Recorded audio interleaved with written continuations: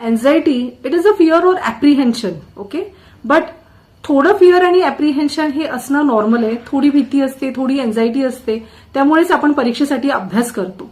पण जर हीच फिअर किंवा हा ऍप्रिहेन्शन जर प्रमाणापेक्षा जास्त असेल तर त्याला आपण क्लिनिकल एन्झायटी असं म्हणतो.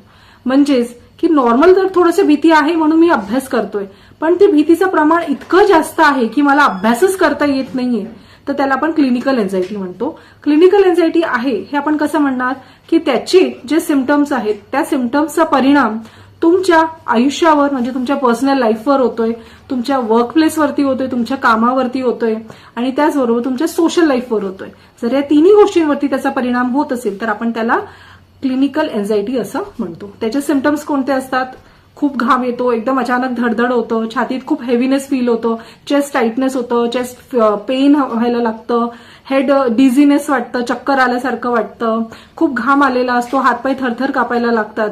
कुठल्याही सिच्युएशनच्या आधी आपल्याला हे सिम्पटम्स येऊ शकतात. हे नॉर्मल सिम्पटम्स असतात एन्झायटीचे.